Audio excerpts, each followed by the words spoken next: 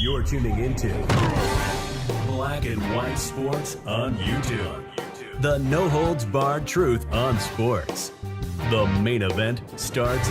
All right, Black and White Sports supporters. Well, we have not talked about that travesty that was the Raiders versus the Chiefs the other day, where the Raiders got destroyed. I believe it was 31-0. And look, the Chiefs offense, now that they got all their weapons around, it looks like they're hitting on all cylinders. I'm going to tell you what cannot even get the hell out of the garage. And that is the Raiders offense. It is putrid. I've said in a couple of other videos, I loved everything the Raiders did in the offseason. But the one move that made me turn my head and go, oh, that's a bad idea. The moment the news broke, I was like, hiring Chip Kelly as the offensive coordinator in the National Football League is a terrible idea. And it did cross my mind. People were wondering, okay, did John Spytek hire him? Did Pete Carroll hire him? Was it Tom Brady that influenced the hire? Because we got to remember, in all of Bill Belichick's infinite wisdom, Belichick believes Chip Kelly's one of the most innovative offensive minds in existence. That may be true in college, although UCLA, yeah. But we know in the National Football League it does not work. Eagles, 49ers. Oh, I remember, when he got to the Niners, they're hooking Chip Kelly up with Colin Kaepernick. It was one of the worst things as a 49ers fan I have ever seen. It was inept. It was neutered. I did a video the other day. NFL coaches around the league, executives, talking about this offense feels like it's too collegey. Here's what I know. Everybody's shitting on Geno Smith. Geno Smith is thrown for 12,900 yards as a starter, just as a starter with the Seahawks, with a 97 quarterback rating. You're trying to tell me all of a sudden Geno Smith can't play quarterback? I don't buy that. 70% completion last year, 4,320 yards. Yeah, he threw too many picks. 15. But that offense, there were games last year I watched where Geno was going toe-to-toe with some of the best I watched one game, it was a shootout. Holy crap. It was a trade-off of touchdowns in that game. He can't move the ball down the field, and if he does, it's moving the other direction by way of the opponent. All right, let's go today. Now, you can't see any video on this, but this is PFT, Pro Football Talk, Chris Sims and Mike Florio from yesterday. And they're talking about the Raiders' offense. Well, yeah. Well, listen, yes, probably all of it right now, a little bit. I think Chip Kelly's probably the first guy they're looking at and go, well, I don't know if we should have done that. He looks like he's in over his head as far as an offensive coordinator. Why are we surprised by that? Just because he had a good year at Ohio State, that makes us forget that he wasn't suited for the NFL? The NFL, to begin with, was that his offense is too simple. It's too easy to figure out. For a guy like Spags yesterday, he was like, what? This is kindergarten stuff for me. I got it. I could coach that offense. So that's where they're at. And I think that's where you got to give Geno the benefit of the doubt. Not only is the system not there to help him, but also no Jacoby Myers, no Brock Bowers. They can't run the ball. So he's in a little bit of a spot where they're like, hey, Geno, can you throw a 40-yard laser? Nobody's going to be open, but can you throw one for us and save the game? And, of course, he's tried to do that, and he's thrown some interceptions. And I think yesterday he was like, we're losing, and I'm not going to take the shot and do that, coach, so you can all blame me tomorrow. Yeah, Spagnola watching Chip Kelly's little collegiate offense come into town. Shit.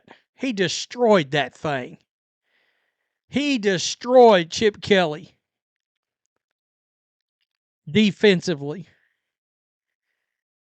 Lincoln Kelly, of course, he's a Raiders legend, blow everything up. On Sunday against the Chiefs, Chip Kelly's offense might have actually been the NFL's worst offense in more than 2 decades. By the way, he's getting paid $6 million a year. It's anyone's guess what the Raiders are going to do over the bye week, but Lincoln Kelly has his way. The offense will entirely be blown up. Presumably, Kelly isn't looking for advice from Raiders alumni, but if he is, Kennedy was dishing it out on Monday. Quote, this team doesn't have the ability to come back and stay toe-to-toe with most offenses in the league right now, so totally blow everything up this bye week. Go with a different offense. I don't think Chip Kelly's capable of that. Chip Kelly has got a gargantuan ego. There's no way he's going to put Geno under center, put in a traditional tight end, take your other tight end, put him in the backfield as a fullback, and you mimic an I formation, do a mimic I formation, run straight downhill right at these opposing teams that you're facing. What this is going to do, I'm relying on you to get it done. That's exactly what these guys in the front need. They need to stand up. I don't care if it's JPJ. I don't care who's out there. These guys need to stand up for themselves, defend themselves, because there's no reason to go from the shotgun on the 3-yard line and throw something tackleable. Throw a ball to tackle eligible. God, that's ignorant. So that's all I got to say about that. Kennedy may not have said it directly, but it has become clear over the last few weeks he isn't on board with what Kelly has been trying to do on offense. Kelly and others have talked about how Kelly isn't doing his running backs and receivers any favors with his scheme, and Sunday this was the latest example. They've got this figured out. And you're taking your best receiver when he's played, Jacoby Myers, has been arguably the most solid on this team. He's a number one, but on most teams, Jacoby Myers is a really damn good number two. You have taken your best receiver and neutered him. You've cut his balls off. I mean, seriously, Jacoby's like, you thought I wanted to trade before the season. Now, forget about it. Trade me anywhere. Trade me to the Panthers, for crying out loud. At least they're showing a little bit of fight out there. It's not working. Whoever hired Chip Kelly, I don't get it. Why overthink it? What were you? Just get a good, solid offensive mind in there, offensive coordinator in there. You know, you got one on the staff, Greg Olsen. Yeah, he's old school. He's kind of like Brian Schottenheimer. Well, guess what? That's working out pretty damn well with the Dallas Cowboys right now. I get it. You don't have George Pickens. You don't have CeeDee Lamb. You got Brock Bowers and you got Jacoby Myers. And when they've both been playing, they still look like shit. And it's because of this offense, the hash marks, all of it. There's no way you can keep going like this.